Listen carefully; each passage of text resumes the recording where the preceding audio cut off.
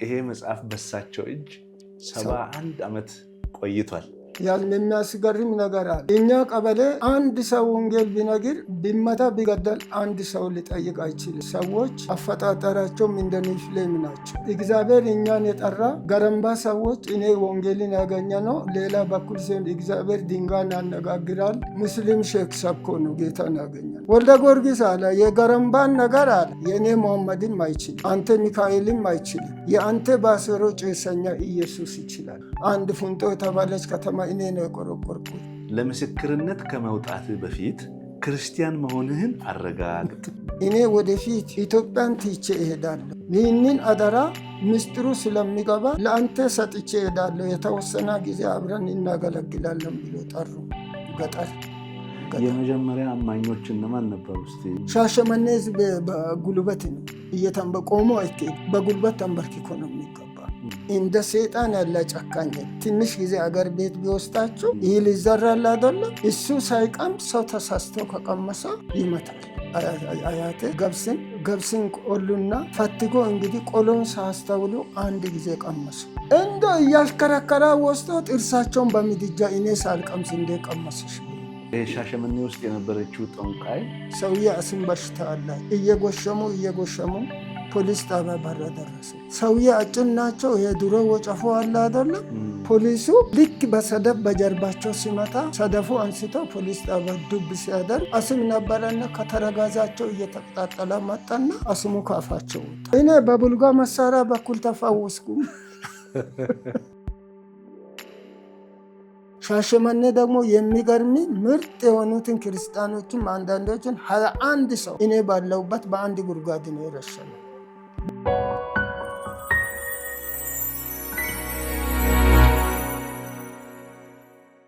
ሰላም ጤና ይስጥልኝ። የዋርካ ኪንግደም ሚዲያ ቤተሰቦች በእግዚአብሔር ቸርነት እንደገና ዛሬ ተገናኝተናል። ዛሬ አንድ ለየት ያለ እንግዳ ይዤላችሁ ቀርብ ያለው ይሄ እንግዳዬ ወንጌልን ይዞ ወደ ኢትዮጵያ ከመጡ ከቀደምት ኤስአኤም ሚሽነሪዎች ከአሜሪካዊው ዶክተር ላምቤ እንዲሁም ደግሞ ከአውስትራሊያዊው ሚስተር ሊን ጋር ያገለገሉ ሰው ናቸው። ስማቸውም ደግሞ ወንጌላዊ ረዳ እርገጤ ይባላሉ። ተወልደው ያደጉት በደቡብ ክልል ዱራሜ አካባቢ ሲሆን ግን ዘመናቸውን በሙሉ አርሲ ውስጥ ነው ጌታን እያገለገሉ የኖሩት። ከዚህም በላይ ደግሞ በ56 የኢትዮጵያ ከተሞች ላይ ተዘዋውረው ወንጌልን ሰርተዋል፣ ቤተክርስቲያን ተክለዋል። ዛሬ አብራችሁን ከቆያችሁ ከህይወታቸው በጣም ብዙ ነገሮችን መማር እንችላለን። አብራችሁን ቆዩ። ቀጥታ ወደ እሳቸው እመራችኋለሁ። እንኳን ወደ ሚዲያችን በሰላም መጡ። እግዚአብሔር ስም የተባረከውን። እኔ ወንጌላዊ ረዳ እርገጤ ይባላለሁ። ምዕራብ አርሲ ዞን ሻሸመኔ ወረዳ አዋሾ ክፍለ ከተማ አንጾኪያ ቤተክርስቲያን በሚለው ቤት ነው አገልግሎትን የጀመርኩ። የተወለድኩት ድሮ ሸዋ ጠቅላይ ግዛት ሀዲያና ከምባታ አውራጃ አንገጫ ወረዳ ገረምባ ቀበሌ ነው የተወለድኩት። ትምህርት እንግዲህ ባልኩበት ጀምሬ 1949 እስከ 1957 ሱዳን ኢንትሮ ሚስዮናውያን ጋራ እንግዲህ ወንጌልንም እያገለገልኩ እዛ ነው የቆየሁት።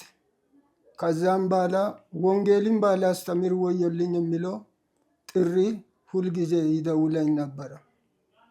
ብዙ በቂ ስራ ምንም አልጎደላ በጥሩ ሙላት ባላ አቅም ካላቸው ቤተሰቦች ነው ያደግኩት። ግን የወንጌል ነገር ይቆረቁረኝ ነበረ።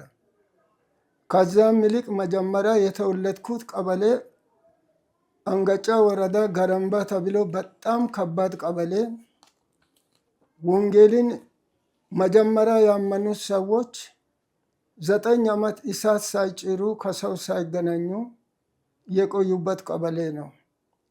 እንደገናም ወንጌልን የተናገረ ሰው እዛ ቢመታ ምን ቢደረግ ቀበሌው በጣም አስቸጋሪ ኃይለኛ ሰዎች ያሉበት ነው ጌታ የጠራኝ።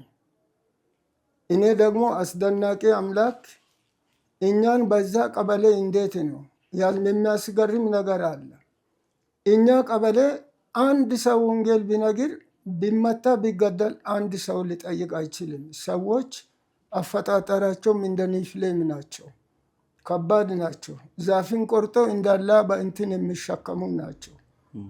ደግሞ ወረዳ ራሱ እዛ ደግሞ ራሳቸውን ደግሞ አብዛኞቹ ባለውት ሰሜን ሰዎች ናቸው ብለው ባላባታዊ ቤት እንነግራሉ። የእኛም ቤተሰብ በዛ ይተባበራል። አንድ ጊዜ አንድ አገልጋይ አገልግሎ እዛ በከብቶች በረት ታስሮ ከዛም ባላ ማስጠንቀቂያ ቀረና እግዚአብሔር እኛን የጠራ ገረምባ ሰዎች እኔ ወንጌልን ያገኘ ነው ሌላ በኩል ሲሆን እግዚአብሔር ድንጋይን ያነጋግራል። ሙስሊም ሼክ ሰብኮ ነው ጌታን ያገኘ ነው። ነገሩ ታምር ነው። እንዴት ነው ጌታን ያልተቀበለ ሰው ሙስሊሙን የመንዛደም ሊነግራቸው አይደለም? አስደናቂ ታሪክ እኮ ነው። በዚህ ግራዝማች ማሩ ይባላል። የእሱ አጎቶች ናቸው። ግራዝማች ማሩ ማለት አላባን ወረዳዎችን ሁሉ በራሱ ስልጣን የሚያስገብር ሰውን የሚገርማችሁ ሰውን ገለው በሐረግ የሚጎትት ነው።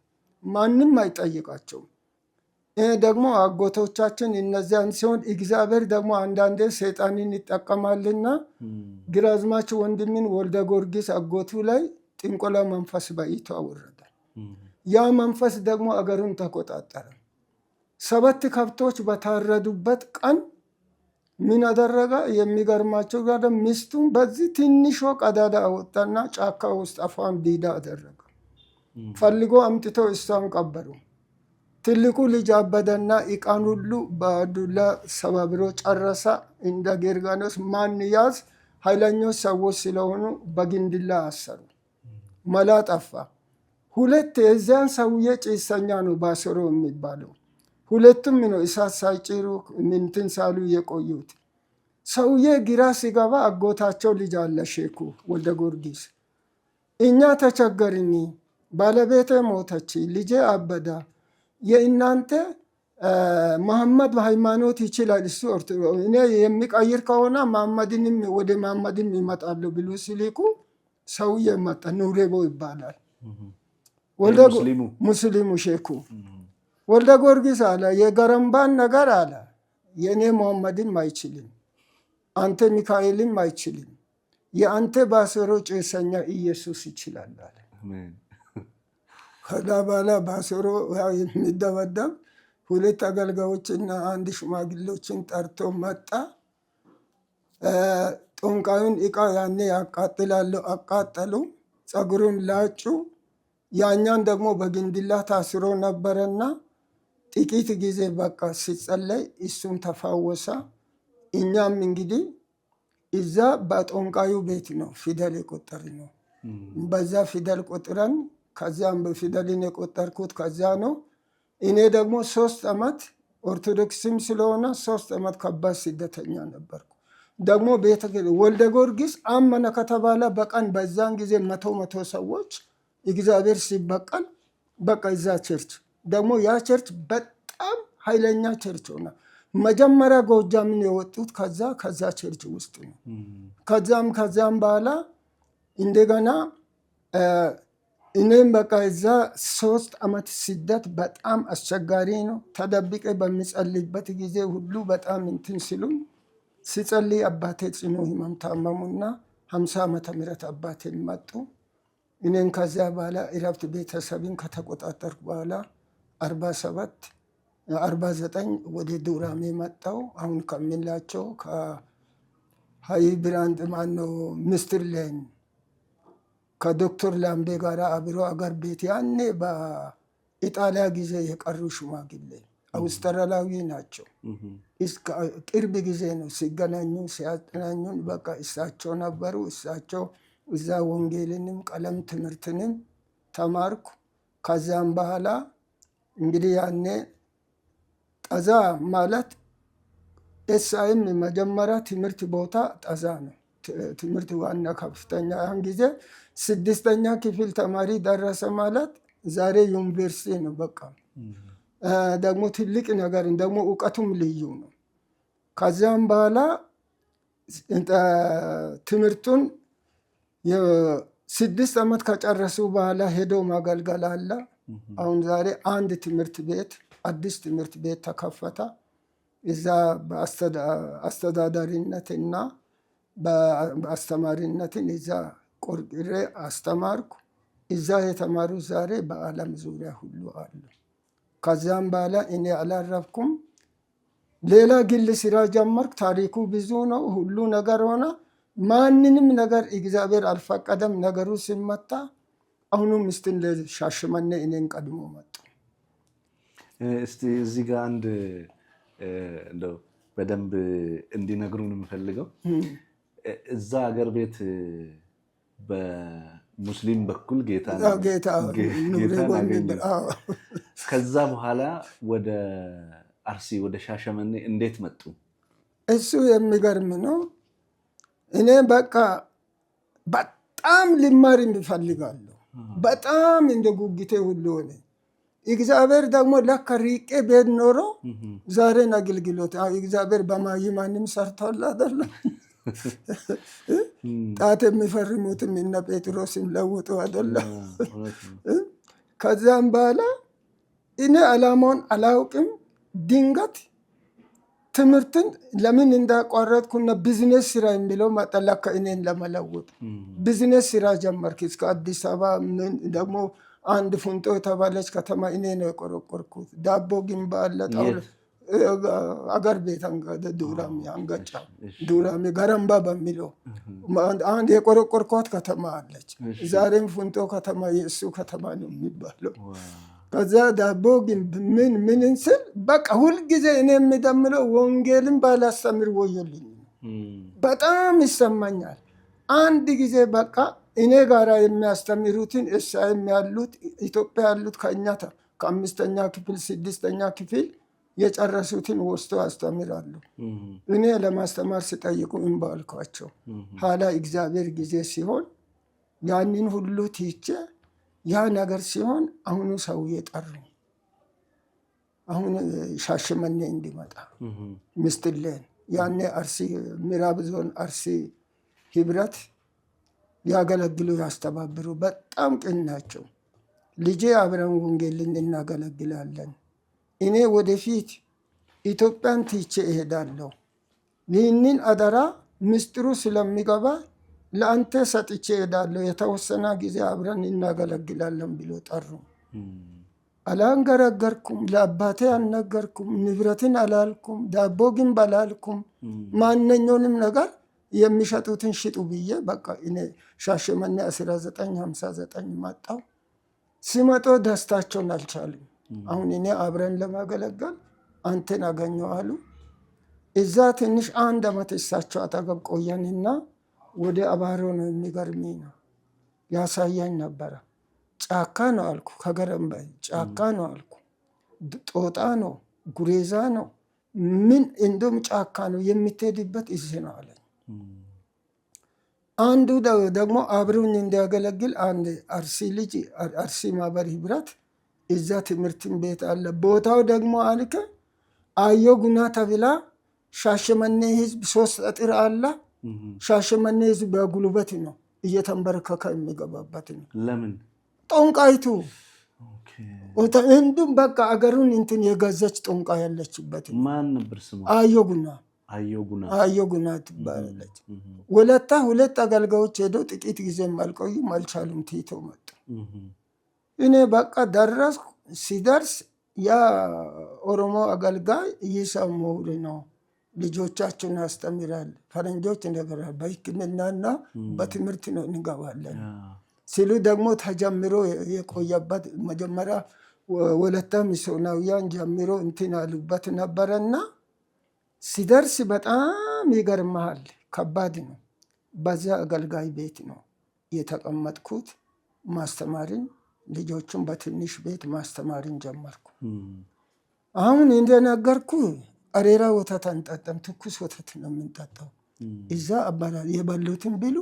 በቃ ሲደርስ እርሻ የለም፣ ሰዎቹ ከብት ይጠብቃሉ።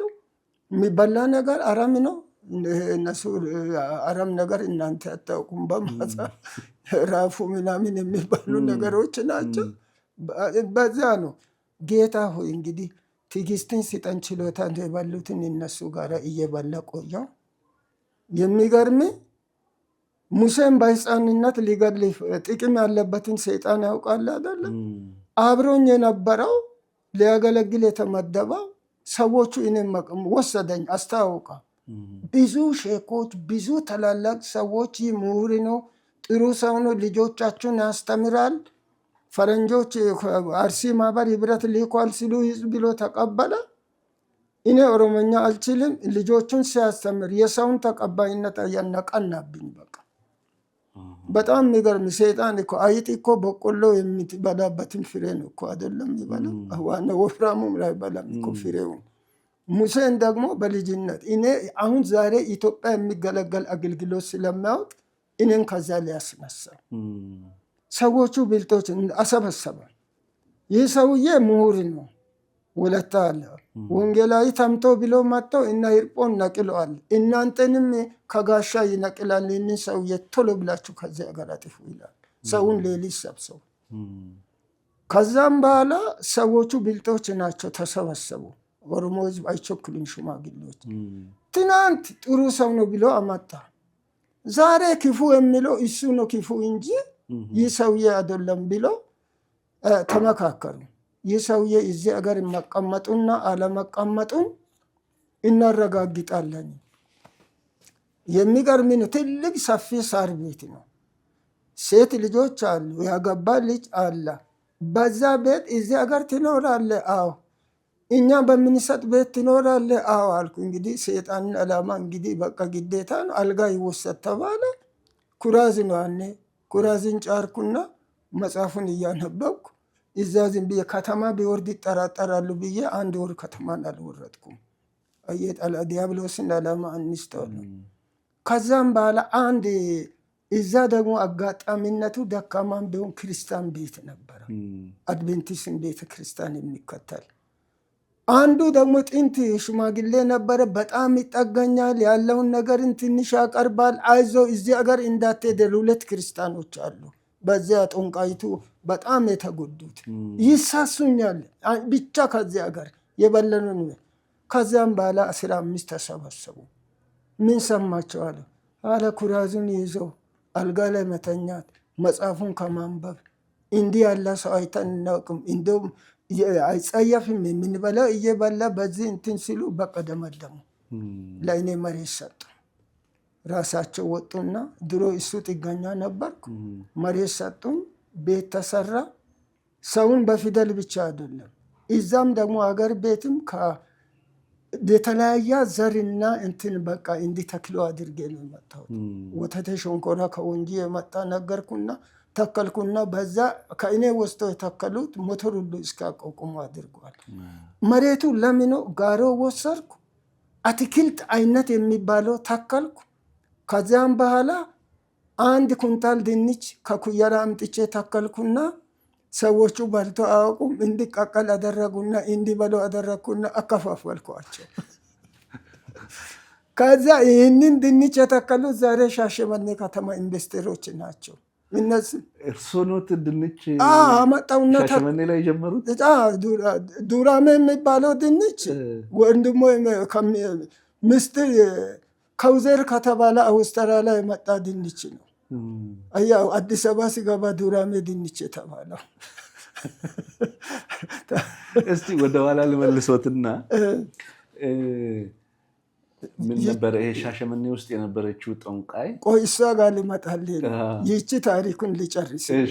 ከዛም በኋላ ቤት ሰጡኝ፣ ሰራው። እነሱ ምን አሉ? እኛ ፊደል ብቻ አይደለም እኛን እውቀትንም ሰው እንድንሆን የምንበላው የሚያወጣው ብሎ ወንጌል ብቻ። አሁን እኔ የትም ቢሰብክ እሱን የሚቃወመው ሰው ብሎ ሙስሊሞች ደግሞ ሲሄድ ካልሲ አውጥቼ መስጊድ ገብቼ ከእነሱ ጋር ቁጭ ብዬ መጽሐፍ እሱን የምናስተያየው። እግዚአብሔር በዛ ነው እንግዲህ ቀርሳን እንደዚያው ነው። በቃ ቀርሳ ቤተክርስቲያን እስቲ ሌላ ወደ አዮጉና ማን ነበረ ስሙ? አዮጉና የት አካባቢ ነበረ? ቀርሳ ወንዶ ተራራ አለ፣ አባሮ ተራራ፣ ያንን ተራራ ነው። ጠንቋይቱ የሚገርም ነው። ደግሞ ባህላዊ ሃይማኖቶች እዚህ አርሲ ደግሞ ሰይጣንን በየአገር ጋር በየጎሳ እኮ ነው። አንድ ሰይጣን የለ ሰው ያኔ በቃ በየጎሳ ንጉስ ነው አይደለም። እነዚህ ጎሳ አንበርቾ ተራራ እነ ላንጋና ደስታ ላንጋና ያው ሚኒስትሪ ያደረገባት አየ በጎሳ ነው። የጎሳ አለ አጠቃላይ አለ። አጠቃላዩ ደግሞ እዛ አባሰሪቾ ነው የሚባለው። እሱም ሌላ ጊዜ ነግራቸዋለሁ። ይቺ ሴትዮ የዛ አቀር አጠቃላይ በቃ ሻሸመኔ 3 አጥር ነው አለው። ሻሸመኔ በጉልበት ነው እየተንበቆሞ አይኬድም። በጉልበት ተንበርክኮ ነው የሚገባ። ከዛ ተጸለያ፣ መንፈሱ ተመታ፣ ወንዶ ወርዳ ሞተች። በህዝቡ ላይ ምን አይነት ተጽዕኖ ነበር ያ መንፈስ? ጠላት ጨካኝ ነው። አንድ ነገር ድንገራችሁ፣ እንደ ሰይጣን ያለ ጨካኝ የለም። ትንሽ ጊዜ አገር ቤት ቢወስዳችሁ ይህ ይዘራል አይደለም። እሱ ሳይቀምስ ሰው ተሳስተው ከቀመሰ ይመታል። አሁን እናቴ አባቴ እናት አያቴ ገብስን ቆሉና ፈትጎ እንግዲህ ቆሎን ሳስተውሉ አንድ ጊዜ ቀመሱ። እንዶ እያሽከረከራ ወስዶ ጥርሳቸውን በምድጃ እኔ ሳልቀምስ እንደ ቀመስሽ ብሎ እስከዚህ ድረስ ነው ተጽዕኖ የሚያደርገው። በኩር ይሰጣል። እሱ ደግሞ እንደ እግዚአብሔርን ብኩር ይፈልጋል ደግሞ አጠቃል። ከዚያም በኋላ እስቲ ሴትዮ በቃ እዚያ ሞተች። አገልግሎትን እኔ እንግዲህ ቀርሳ የሚባለውን አጥባ ነው የጀመርኩት። ገጠር የመጀመሪያ አማኞች እነማን ነበሩ? እስቲ የአርሲን የመጀመሪያ አማኝ የሚገርም ኩየራ ሰው ነው። ዳሉ ፊጋ ይባላል መጀመሪያ። ቀጥሎ ደግሞ ከሲራሮ በኩል ሼክ ነበረ። ኦገቶ ሚሉ እያገለገለ ነው ያረፈ። አብሮኝም አገልግለዋል። ኩየራ ከራራ ላይ ነው አደላ አድቬንቲስ እሱ ነበረ። ግን ዘልቆ ያገለገለ ኦገቶ ሚሉ ነው። ሼክ ነበረ። ድንገት ሲከራከር አመነ። ሲያሚን ያደረጉት ውስጥ ማጭድ እሳት ጨምሮ ገላውን ሁሉ እየጠበሱ አልክድም ሚቅጫን ይቁ ብሎ እምቢ ብሎ ከሲራሮ ወደ አርሲ መጥቶ ከና ሚስትን ሌል ጋራ ከኛ ጋራ አርሲ ማህበርን እያገለገለ ባለፈው ቅርብ 4-5 ዓመት በፊት ነው እንግዲህ አረፈ። እሱ ነው። ሁለተኛ ገዳ የሚባል ነው። ገዳ ቀጥሎም ቁምቢ፣ ሀሶዋ ጭፎ፣ እንደገና በአመራ ሀሶዋ ጭፎ፣ አኖታ ጋንጌሶ፣ አቶ ባቲ፣ አቶ ገነሞ አካኮ እነዚህ አመራር ላይ የቆዩት እስከ ኩየራ ቁምቢ እስከ አውሮፕላን ደግሞ ከኩየራ ያኔ መኪና የለም። ቃለ ሕይወት አጠቃላይ ኢትዮጵያ ነው ያሉት። አሁን እንደው 3ቱ ናቸው እኮ በጣም ትልቅ ነገር የሰሩት። የሀዲያና የከምባታ የወለታ 3ቱ ነው አጠቃላይ ኢትዮጵያን ሀያላን የወጡበት። ከዛም በኋላ ይህ አቶ ገቶ እያገለገለ ነው አረፋ እንትና። ከዛም ከቃለ ሕይወትም ከነበረበት ወደ አድቬንቲስ ሄዳ እሱም ቅርብ ጊዜ አረፋ። አሁን መጀመሪያ መሪ ቁምቢ ነበረ፣ ቁምቢ እንዲሶ። ሁለተኛ መሪ እንደገና ገነሞ አካኮ ነበረ። እኔም ጋር ሲጋባ ያኔ 1963 ዓመተ ምህረት ያጋባኝ እሱ ነበረና ከዛ እሱ ነው። ቀጥሎም እነዚህ በመሪነት ላይ የቆዩት ቁምቢ፣ አቶ ገነሞ፣ አቶ አኖታ እነዚያ ናቸው። ወደ መጀመሪያዎቹ ናቸው። እስቲ ስለዚህ መጽሐፍ ቅዱስ እናንሳና እናውራ። ውድ ተመልካቾቻችን መረጃ ነው እኮ እኔ አንድ መጽሐፍ አምጥቼ ኃይለ ሥላሴ ጊዜ መጽሐፍ ቢል አያሳምንም። በመጽሐፉ ውስጥ ደግሞ ነባር ጥቅሶች አሉ። በጣም የሚገርሙ እግዚአብሔር መንፈስ ቅዱስ በቃ ይህ እንትን ነገር ነው። እንግሊዝ አገር ስደት ጊዜ ረቂቁን ይዞ ሄዶ ውድ ተመልካቾቻችን ይሄ መጽሐፍ በሳቸው እጅ 71 ዓመት ቆይቷል።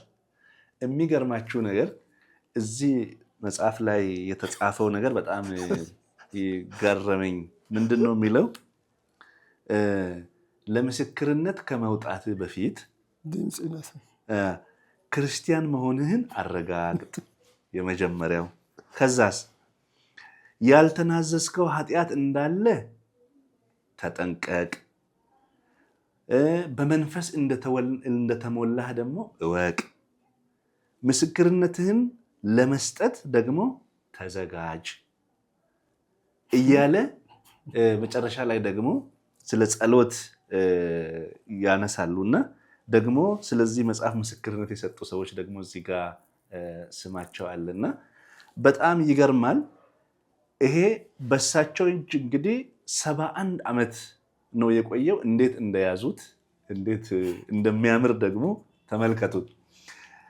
ስለዚህ መጽሐፍ እስቲ እናውራና እንዴት ነው እስከዛሬም ይሄንኑ ነው የሚያነቡት? ይሄን ነው የሚያጠኑት? አይደለም፣ እሱም ብቻ አይደለም። እሱን እያነበብኩ ለትውልድ ሰው ታቦትን ይጠብቃል አይደል? ይሄ የትውልዱ ታቦት ነው። እንደው እያነበ እንዲህ ያለ ምስክርነት ጊዜ ድሮ በጣም ተጠቅሜያለሁ። እንዳየሁ በልጅነት ጊዜ እየጠበቅኩኝ አሁን አንድ ሀሳብ መጣኝ። ትውልዱ መጽሐፍ ይጥላል፣ ትውልዱ መጽሐፍ ይጥላል። መጨረሻ ጊዜ ለትውልዱ ይህንን መጽሐፍ ታሳያለ፣ ይቀመጥ ነው። አሁን ብታይ መጽሐፍ በምን አሁን በመድረክ ላይ እኔ ቅድም እንዳልኩ አንዱን ገጽ ይዞ መጽሐፍን ሲዘቀዝቁ ያመኛል። እንዴት 1500 ዓመት በጥንቃቄ ተጠብቆ ተጽፎ አንድ እግዚአብሔር ሰው ኔሮ ዘመን ሰዎች መጽሐፍን ሲያቃጥሉ እኔ መጽሐፍ ከሚጠፋ እጠፋለሁ ብሎ ረዥም ጊዜ አጽሙ አቅፎ ነው መጽሐፍ ቅዱስ ጻፎች አርኪኦሎጂስቶች ለምርመራ ገብተው አግኝተው መጽሐፍን ሙሉ አደረጉት። ይህን ቃል ይላል አይደለም? ይህን ቃል ለልጅ ንገር፣ ልጅም ለልጅ ልጅ፣ ልጅም ለሚመጣ ትውልድ ይናልና። አሁን ትልቅ ዘዳግም 6 በአካል እንግዲህ አሁን መጽሐፉን እንዳይጣል ጥንቃቄ እንዲወሰድ ዘዳግም 6:6 ከዚሁ መጽሐፍ መልእክቱን እኔ እንግዲህ እናገራለሁ። እኔ ዛሬ አንተን የሚያዛውን ይህንን ቃል በልብ ያዝ፣ በልጆችም አስተምሮ፣ በቤት ስትቀመጥ፣ በመንገድ ስትሄድ፣ ስትተኛም ስትነሳም ተጫውተው፣ በእጅ ምልክት አድርግ፣ እሰረው፣ በዓይኖች መካከል እንደ ኪታብ ይንጠልጠል፣ በቤት መቃኖች በደጃፊ በሮች ላይ ጻፈው። እስከዚህ ድረስ ነው መጽሐፍ ቅዱስ ሰዎች የሚጠነቀቁ። ዘዳግም ስንሄድ 7:32 ድሮ ዘመንን አስብ፣ ብዙ ትውልድ ዓመታትን አስታውል፣ ብዙ ትውልድ ዘመንን አስታውል፣ አባትን ጠይቅ ይነግርሃል፣ ሽማግሎችም ጠይቅ ያስታውቃል የሚሉ ቃሎች አሉ። መጽሐፉን በጣም ከተጠቀምኩ በኋላ ለትውልድ እንዲጠቀም እንዲህ ባለ ፕሮግራሞች አንድ ጊዜ በጣም ጌታ ነው የረዳኝ። አንድ መጽሐፉን እንትን ብሎ በቃ ወስቶ ምንም እንትን ሳያደርጉን እግዚአብሔር አስጥሎኝ ነው እንግዲህ በእጄ የተመለሰ። ስለዚህ ይህንን መጽሐፍ ጌታ ያውቃል። አሁን ልጄ እንደ አባት ሆኖ አሳደገኝ የምትል መዓዛ ልጄ ናት። ቢሆንም እኔ ትክክል ለማን እንደሚያሰረክብ እግዚአብሔርን እየጠየቅኩ ነው ያለሁት። ወይም እንደዚህ ለትውልዱ እንደ እንትን እንዲታይ በአንድ ማዕከል ላይ ይቀመጥ ትውልድ እየገባ አሁን ያ አድዋ እንትን አዳራሽ ተብሎ የአርበኞችን እንትን ይላሉ አይደለም። ብዙ የሚጎዳን ነገር አለ። በደርግ ጊዜ ቀላል እነ ፕሮፌሰር ዶክተር ብሩክ ላምቢሶ ከዛ ከኛ ቤት ፌሎሺፕ ነው የወጡት። አሜሪካ ያሉት ውጭ ያሉት ደግሞ ያኔ ደርግ ጊዜ ከደርግ ወታደር 40 ሰው ነው ያገኘው። እንደዛ ደግሞ እዛ ሁሉ ከዛ ወጥቶ ነው ቤተክርስቲያን። አሁን ቅርብ ጊዜ አንዱ ልጅ ነው ወልዴ ያለው እሸቱ አራጌ ይባላል ደርግ ወታደር አገኘንና አንድ ዩኒቨርሲቲ ተማሪ ሻሸመኔ ነው ጋሼ በሕይወት አለ ብሎ ደብዳቤ አለ የመከራ ዘመን የተሻሸገንበት አባቴ ብሎ እሱ ነው። አሁን አየህ ብዙዎች አሁን ብዙ አብሮ ያሉት ብዙ አገልጋዮች ከዚያ ወጥተዋል። ብዙዎቹን አስተምረናል። ብዙዎቹን ባለቤትና እኛ እስካሁን በሕይወት አለች እናገለግላለን። ሁሉ ረሳ። ጳውሎስም ያጽናናናል። ፈልጎኝ አንድ ሰው ብቻ ነው። አሁን እኔ ያ ወልዲያ ልጅ አስታውሶ ደብዳቤ መጻፉ አንድ ባንሳ ልጅ አበራ ተስፋዬ ጋቢሳ አጎት ልጅ ሁልጊዜ ይከታተለኛል፣ ይጠይቀኛል። ያ መከራ ጊዜ ተጠቃ ደግሞ ቤቱም ቃለ ሕይወት ጽሕፈትና ደቡብ ከተማ እንደ ጽሕፈት ቤት ነው የሚጠቀሙ። ያን ሁሉ እንደገና ከጊዜ በኋላ ሁሉ ዝም አለ። ጌታ ሆይ አንተ ታውቃለህ። ይህ ቃል አሁን የሚጻፈው መጽሐፍም እንግዲህ እንዱ ዝም ብሎ መቅረት የለበትም። አንተ እንግዲህ ስፖንሰር እንድታመጣ ይህ በጣም ጥሩ። አሁን ቤት የተለቀቁት ረቂቆች ቢታይ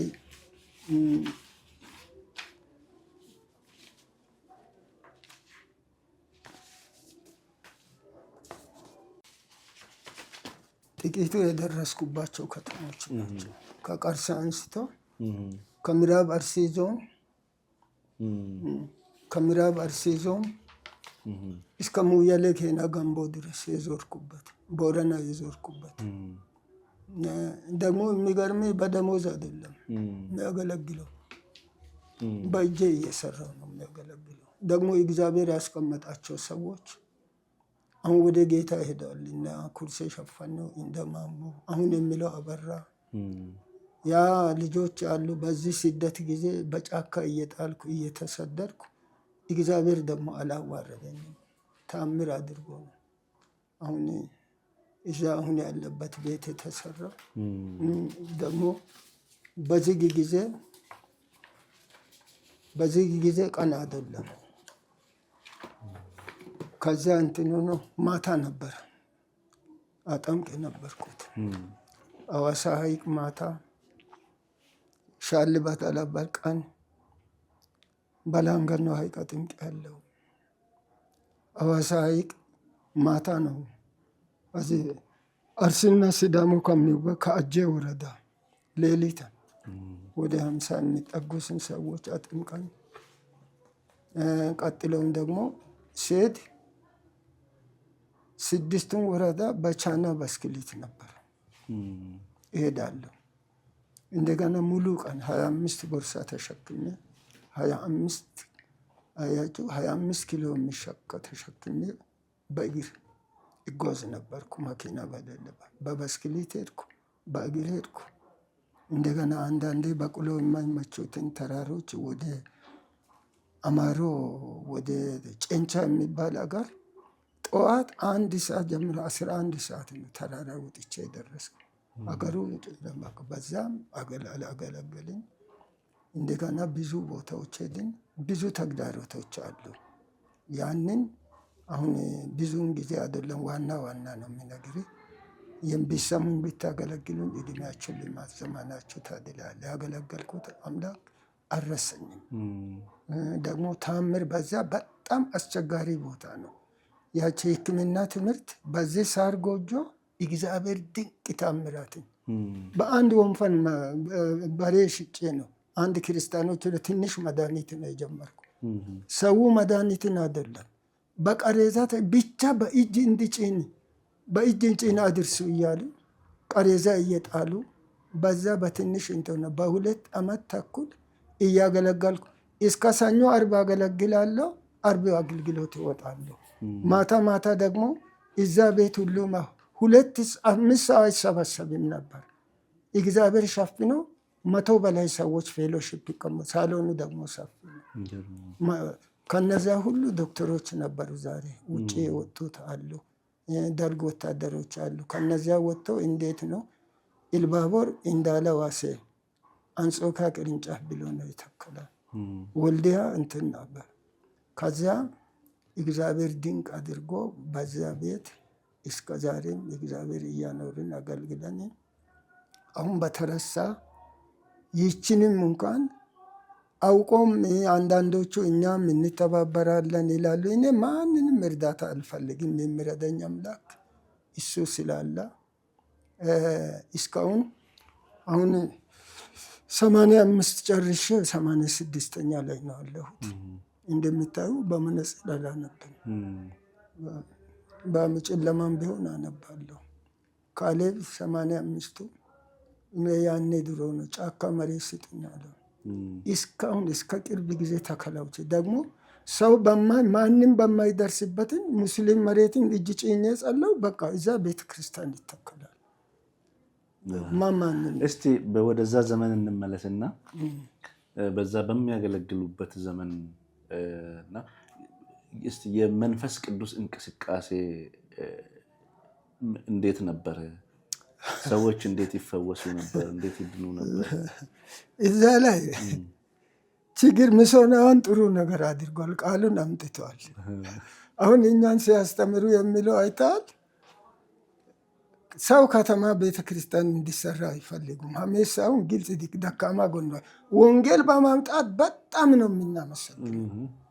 ከተማ እነሱ ገጠርን አሁን መጀመሪያ ሻሸመኔ ሲመጡ ሪፍት ቫሌን አይታል። እዛ በታች ነው ሳር ጎጆ ሰርቶ የተቀመጡ 4 ሚስዮናውያን እና ብላክማን እና ኤሊ እና ብራንት እነዚህ ተቀምጠው ወደ ብሔራዊ ትምህርት ወጡ። ከዛም 38 ገቡ። 53 ዓመተ ምህረት ቤቱን እኛ ይሄ ከተማ ነው ብሎ ለብሔራዊ ትምህርት ቤት ሸጡና ኩየራ ሄዱ። እዛ ሻበር ሚማን በጣም ተቸግረው ነው። ሚስትልን እግዚአብሔር ይባርካቸው 5 በ8 ቤት ሰርተው እዛ ተጠለለ ሰው። ሚስዮናውያን አንድ ያኔ የሚጠፋ ነፍሳት ምናምን አብዛኛ አለው ከተማ ነው። አንዳንዴ ደካማ ጎንም አለው። ወንጌል ለማምጣት በጣም ነው። ከዚያም በኋላ አንዳንድን አባቶች አሳመኑ ስለ መንፈስ ቅዱስ። ያለ መንፈስ ቅዱስ አያችሁ ማይማንም አሁን ጴጥሮስ በገረድ ፊት የካዳ መንፈስ ቅዱስ ሲሞላ አንዴ 500 አንዴ 3000 አይደለ ብሎ ምን መጨ እንደ ኢየሱስ አትስቀሉኝ አለ። መንፈስ ቅዱስ ሙላት ነው። ሚስዮናን ያንን መንፈስ ቅዱስ ሙላት ብዙም አያምንም። አንዳንዶች አምናሉ። አንዳንዶች አባቶች ደግሞ ደርግ ጊዜ ቃለ ሕይወት ችግር ነበረ። ወጣቶችና አባቶች በመንፈስ ቅዱስ ሙላት ላይ መዝሙራንን አገልጋዮችን ራሱ ስደት ነበረ። መንፈስ ቅዱስን ማንም አያሸንፈውምና ሁሉንም ተቆጣጠረ። በመጨረሻ ላይ አባቶችም የሚጠሉትን በመንፈስ ቅዱስ ተሞሉ፣ ንስሐ ገቡ። ከዛም በኋላ ነው ከድሮ የበለጠ የሰራ። ያለ መንፈስ ቅዱስ ምንም ሊሰራ አይቻልምና ያኔ አባቶች ችግር ቃለ ሕይወት ነበረ። አሁን ግን ሁሉም ተረዳ፣ ትውልዱም ተረዳ። አመራሩና አሰራሩ በመንፈስ ቅዱስ ነው። እግዚአብሔር ይመስገን። በኃይለ ሥላሴ ዘመን ነው ጌታን ያገኙት። ከዛ በኋላ ደግሞ ወደ ደርግ ዘመን መጣ። ደርግ ዘመን ደግሞ ለቤተ ክርስቲያን ጥሩ አልነበረም እና ያ ዘመን እንዴት ነው ወንጌል የሰሩት? ታስረዋል? ምን ነገር ደረሰበት? እሱ ነገር ብዙ ነው። ቀንጨባ አድርጌ ነው የሚነግርህ። አባቶቻችን ምሳሌ ሆነናል። የተወለድንበት በጣም ጠንካራ አባቶች። አንድ የማይቀር ታሪክ እነግራለሁ። ሰይጣን በመጀመሪያ ኢትዮጵያን በጨለማ ነው የገዛው። ሃይማኖት የለሽ እንደ ዛሬ ዘር አትክልት እንትን እንዳር በሁሉም ነገር ቀጥቅጦ ገዛቸው። የሰሜኑ አገዛዝ ደግሞ ደቡቡን ህዝብ ያኔ ምኒልክ ጊዜ አያቴም ሄደዋል። አሁን እዛ ውለታ ተብሎ ደቡብን ምድር በሙሉ ለሰዎች ሰሜን ሰዎች ያኔ በጣም ይጨቁናቸው፣ በጣም ያስቸግሯቸው ነበረ። ጠላትም ያንን ኃይል ነበረ። እግዚአብሔር ድንቅ አምላክ ይህ ወንጌል ከዛ ከመጣ በኋላ ነው። ከዛ ከመጣ በኋላ ነው እነዚህ ምን ታወጀ መካከል እንዳይረሳ። ኦርቶዶክሶች በጣም ከጥንትም ጀምሮ ከሙስሊም ይልቅ ፕሮቴስታንትን በጣም ነው። ሰይጣን ደግሞ የእውነትን ይቃወማል አይደለ? በጣም ይቃወሙ ነበር። ኃይለ ሥላሴን አሳመኑና ደቡብ ህዝብ በሙሉ ኦርቶዶክስ ሲሆን ተብሎ ታወጀ። እንግዲህ መሰረቱን ልነግርህ ነው። ነገር በመሰረት ነው የሚመጣው።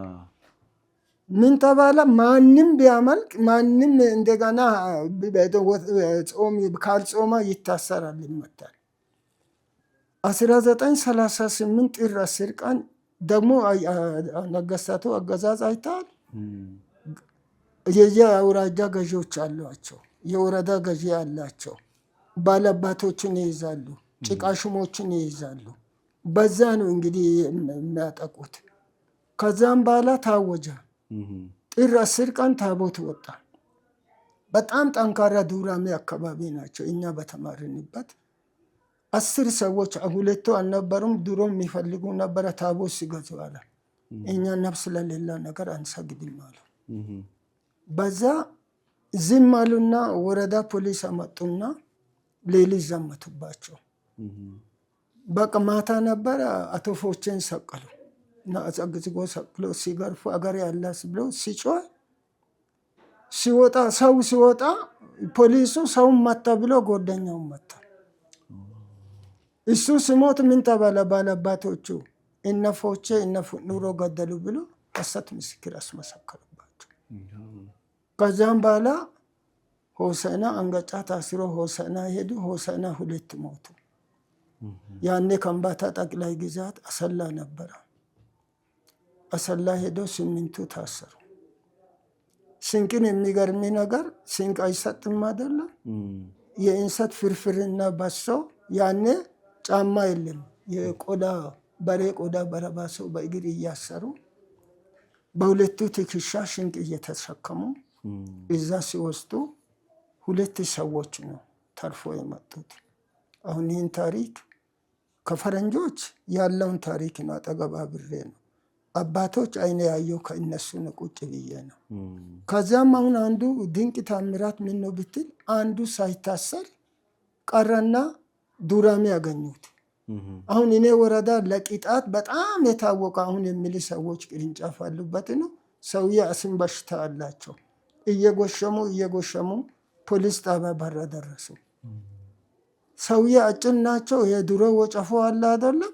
ፖሊሱ ልክ በሰደፍ በጀርባቸው ሲመታ ሰደፉ አንስተው ፖሊስ ጣቢያ ዱብ ሲያደርግ አስም ነበረና ከተረጋዛቸው እየተቀጣጠለ መጣና አስሙ ካፋቸው ወጣ።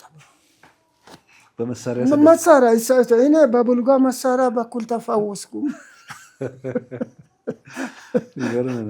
ከዛ በቃ እኔ ቡልጋ መሳሪያ በኩል ተወደ። እናንተ ሐኪም የልጅ ልጃቸው ጡረታ ወጥቶ ነው ወደ ጌታ ሄዱት። አቶ ባቾሬ ይባላሉ። አሁን ወደ ደርግ ስንመጣ ከብሱ ነገር ብዙም አይደለም፣ በጣም ከባድ ነው። ይሄ ደግሞ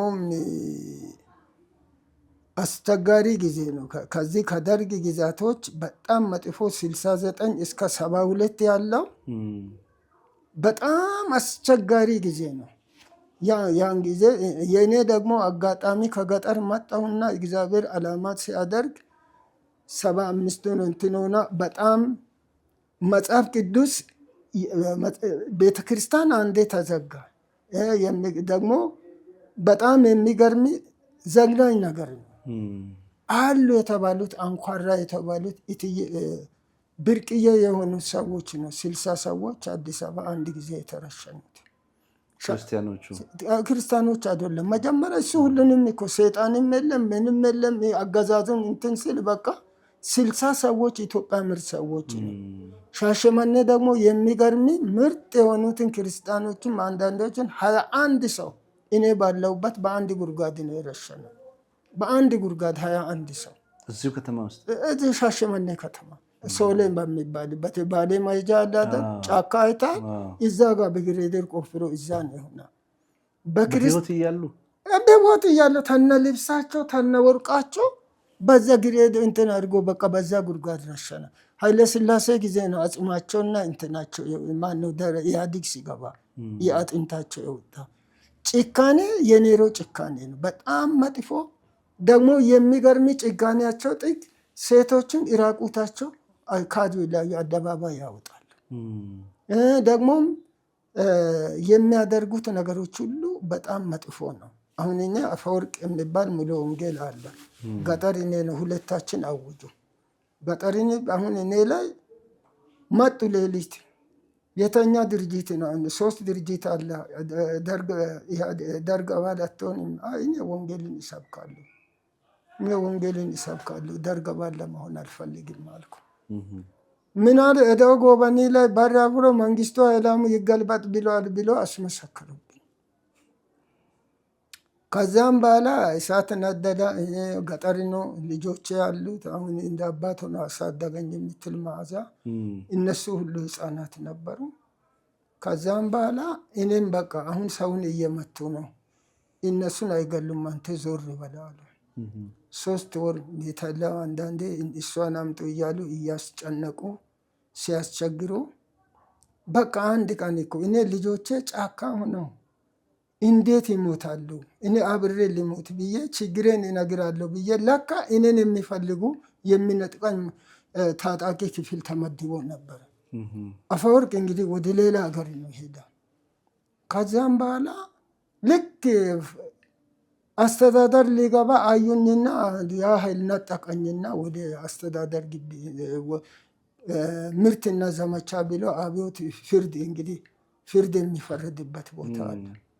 ከዛ ምን አለ አሁን አባሮ ተራራ እንዲህ ክርስቲያኖች ደርግን አምጿል የተባሉት የታሰሩት ክፉ እስር ቤት ነበር። አጠጡና አሰከሩ። ካሰከሩ በኋላ መንገድ ላይ ረሽኑት ብሎ ከዛም በኋላ ሰክረዋሉ ነጠቁኝ ወሰዱኝ። እግዚአብሔር አእምሯቸው ተቆጣጥሮ ልክ ፖሊስ ጣቢያ በር ደረስኩ። ሲደርስ ያቀባብሉ እንደ ጳውሎስ እስረኞች እንደወጡ የሚያውቁን ልጆቻቸውን የሚያስተምሩ የታሰሩ አሉ። ሰብሮ ወጡና ተደበላለቁ። እግዚአብሔር እኔን ሊያተርፍ ተደበላለቁና ከለከሉ። እኔን ነጥቆ አስገቡ። አውጡ አናወጣም አውጡ አናወጣም። ሰው ያን ሌሊት ሽንት ያልሸና እራት ያልበላ እንዲሁ አደረ። ከዛ አንዱ ሄደና ፈጠን ብሎ ምርት መብላ ሄዶ አረ ሰውዬ እስረኞቹን በእሱ የተነተለብሰው እንደዚህ ሆናል ተብሎ ታጣቆች ለአንድ ሰው እኮ ነው ታጣቂ ጨምሮ መጡ። ወደ ቤት ሄዱ። ያኔ ሸክላ ከፈረንጆች የተወሰቱት ዝማሬ እቃ አለ፣ ልዩ ኢምፔሪያሊስት እቃ አለ። ልጆቻችን ስም እየቀየረ ሶማሌ አገር እየሄደ ይመጣል። በቃ ሰይጣን የማውጀው ነገር አለ። በቃ እንትን እያሽከረከሩ 16 መሳሪያ ግንቦት ወር እኔን ሲወስዱ ባለቤቴ አሁን ውጭ ያለውን ህፃን ተሸክማ እኔና እሷ ህፃኑን 16 መሳሪያ ተከበን ወረዳ ወረድን።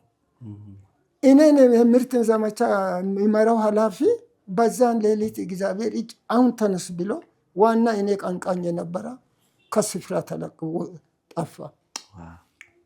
ሌላ እስራኤልን የሚያውቅ እንደባለ ሌላ ምርት ዘመ ኃላፊ መጣ። እኔና እሷን ህፃን ተሸክማል። እንዴ ሶማሌ ነው እንዴ 16 ሰው ይህን ያህል ሰው እንዴት ትከባላችሁ ሲሉ ደነገጡና እናንተ እነማን ናቸው? አንዱ ደግሞ የሚያውቁኝ አለ። ጋሼ አለ ይህ ሰው ከምባታ ነው። ኦሮሞ ሰዎች ጅጌሳንም ሰውን ገለዋል።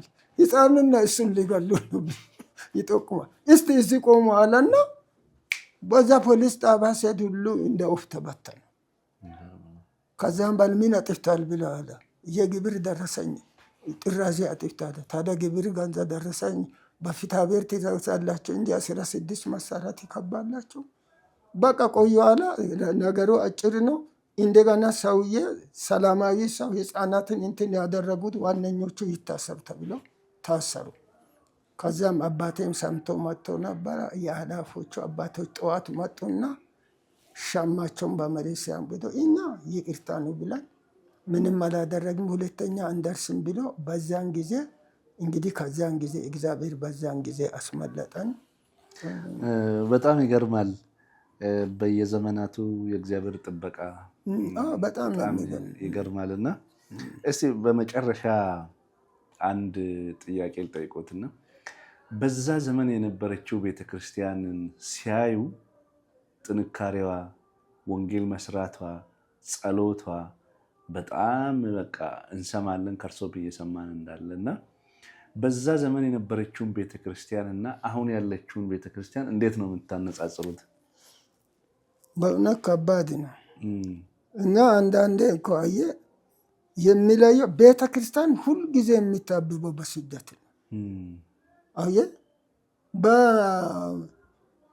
በምድረ ባዳ የተወለዱት እኮ እስራኤልንም እግዚአብሔር አሁን ትውልዱ እኮ አሁን ዝማሬ አለ፣ በአደባባይ እልፍ አእላፋት አለ፣ ለመድረክ 14 ሚሊዮን ብሮች ይፈሳሉ። በጣም ብዙ አሁን ያ ህዝብ ጌታ ሲመጣ ስታስብ አንድ ዳህንነት የተማረ አለ። እሱን ነው ማሰብ ያለባቸው ትውልዶች። አሁን እኔ በግቤ እግዚአብሔር ይመስገን መስክሬ አንድ ዞኑ ፖሊስ መምሪያ ወደ ጌታ መጥተዋል። እሱ አንድ ሰው አየህ እልፍ አእላፋት ዝም ብሎ ሜዳ ላይ ከምትላክ ሰጎን እንቁላል ምሳሌ ልንገር። ሰጎን አሸዋ ላይ አይደለም የምትጥለው፣ አታቅፍም እኮ ምን ይሆናል? እግርም እየሰበረ አውሬም እያጠፋ ውስኖች ነው እንትን ነው። አሁኑ አገልግሎት ዳህንነት እኔ መፍረስ ሳይሆን ዳህንነት አንተ አንዱን ሰው ካልተከልክ መተከል ያስፈልጋል። ብዙ ህዝብ ይመጣል የሚተክለው የለም፣ መትከል ያስፈልጋል። እኔ ለጽናት ቢሆን አየህ ለጽናት ቢሆን ዛሬ መቶቹ ያኔ 2 ሰው ይበልጣል። ጽናት አየህ ሞት በቃ ወስኖ ነው። ሴቶች ራቁታቸው አደባባይ ወጥቶ የእኔ ያንሳል ክርስቶስ ከእኔ እሱም እንኳን ባይራቁት እያለው አይደለም። ዛሬ ሰዎች ወንዶችን እንዲህ ያደርጋል። አንዱ ምን አለ? አንዱ ደርግ ኃላፊ ነው ዞኑ። ከካዱ እንደ ጴጥሮስ ካመኑ እንደ አማረች አለችን ልጅ እኮ በቃ እንደዚያ። ይህ አሁን ስናስታይ በጣም ርቋል። ደግሞ አንድ መሰረታዊ ክርስትና ምን ነው ብትል ጸሎት ወደ ጌታ ማደግ። 2 በወገኖች አሁን ቤተክርስቲያን ምን ነው? ቤተክርስቲያን ትርጉም ኤክሊሻ ቤተክርስቲያንና አጋፔ ነው። በቃ ሁለቱ ነው። በቃ ያን ነው ቤተክርስቲያን የምንለው። እውነተኛ ቤተክርስቲያን እግዚአብሔር ያውቃልና ዛሬ ይጸለያል፣ ቃል ይነበባል። እንደገና የሚሰበከው እኔ በጣም የሚያዝነው ብልጽግና ነው፣ በረከትን ነው። አሁን ወቅቱ ምን ነው? እንደ ኖህ ጊዜ በሰው ልጅ ጊዜ እንደሆነ በኖህ ጊዜ እንደሆነ በሰው ጊዜ ይሆናል። ጌታ ምሳር ቀርቧል። አሁን ትውልዱም እንኳ አልነቃም። ወዴት? ወደ ሶዶም እንደ ሎጥ አገር ቢወስድ ሎጥን የት አገኘው? የማይሆኑ ሰዎች ጋር ሽምቢልና ቁጭ ብሎ ነው እኮ ያገኙት። አንገባም ማለት አብርሃም ቤት ሰተት ብሎ ተዘጋጅተው ስለሚጠብቅ ዛሬ የሎጥ ቤትና የአብርሃም ቤት ነው የሚመስለው። አብርሃምን ቤት ገቡ፣ ሎጥን አንገባም ማለት ስለዘበዘባ ገቡ። ሰው ውርነታቸውን ታውቃለህ? እሱ በቃ እነሱን አውጡ ስል እሱ ወጣ ሲሉላቸው ወደቁ፣ ታውሩ። በዛ ሁሉ ሳላውቀው ዛሬ ዘመን ሽሽ ራስን አግኝ ነው ጊዜ ጌታ ብሏል። ነው ጊዜ እንደሆነ በሰው ጊዜ በሃይማኖት በምድር የተጠራጠረበት ጊዜ ነው። ሰው ሲናሳይ በጣም እርቀት አለው። እስቲ በመጨረሻም ደግሞ እስቲ አሁን ያላለው ትውልድ እርሶ ቅድም እንዳየሁት ወንጌልን ማገልገል ከጀመሩ ከ56 ከተሞች በላይ ሄደው አገልግለዋል፣ ወንጌል ሰርተዋል፣ ቤተክርስቲያን ተክለዋል። እግዚአብሔር በጣም ድንቅ ስራ ነው በእርሶ ህይወት ያደረገውና ስለዚህ እስቲ ለዚህ ትውልድ ለሚሰማን በዚህ ሚዲያም ላይ ለሚሰማ ትውልድ አሁን ላለው ቤተክርስቲያን ምን መልእክት አለው? እስቲ መጨረሻ መልእክት አስተላልፉና በዚሁ እንጨርሳለን። ቅድሙ መጽሐፍ ጠቅሻለሁ። ትውልዱ አሁን እኮ ጌታ ማቴዎስ 24 አሁን ዛሬ የሚሆነው መሬት ከፍታ ሰውን እንደሚኖር ነውጥ እንደሚሆነው እሱ የነገረ ነገር ነው አሁን እየተፈጸመ ያለው።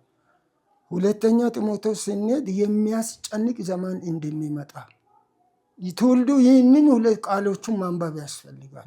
አሁን ሰው ምን ይሆናል ካልጸላ ከእግዚአብሔር ይላል። አሁን ሰው ጸሎትን ተወ ማለት ወደ በቃ ተለየ ማለት እኮ። ወይን ግንድ እኔ ነኝ ቅርንጫፍ እናንተ ናቸው። ቅርንጫፍ ካልጸላን እንለያለን። አንድ ክርስቲያን በጸሎት ወደ ጌታ ማደግ አለበት። 3 ነጥቦች እንደ ጉልቻ በጸሎት ወደ ላይ ማማት፣ ሁለተኛ አጋፔ ፍቅር እውነተኛ ፍቅር መያዝ፣ ሶስተኛ በቃል ስር መስጠት።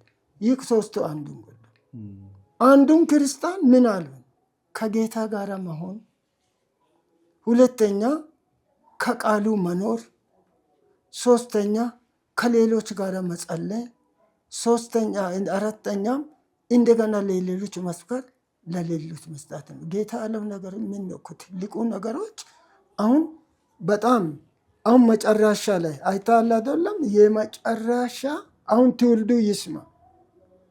አሁን በጣም የጌታ ምጽአት ዕብራውያን 10:36 በጣም አጭር ጥቂት ጊዜ ነው ሊመጣ አለ ይመጣል ያለበት ካመንንበት ጊዜ መዳኑ የቀረበበት እግዚአብሔር ቸር ነው። ናናዊ ህዝብን ማራ አይደለም? እግዚአብሔር ይታግሳል፣ በተመለስን ጊዜ ይቀበላል። አሁን ወደድንም ጠለንም አሁን መጣ አይደለም? በሁሉ እየባሰ አሁን ሁሉን ነገር አይደለም? ችግር እንደሚፈጠር እርቅ እንደማይሆን ሰዎች እንትን ነው እየባሰ ይሄዳል የተባለ አሁን ዓለም ጦርነት ብለን ዓለም ነው። በዚህ መጨረሻ ጊዜ ማስተዋል ይገባናል። ንሳ መመለስ ይገባናል። ወደ ቃሉ መምጣት ያስፈልገናል። የቀድሞ ይሄ ደግሞ አባቶቹን ፈለግ መፈለግ ያስፈልጋል።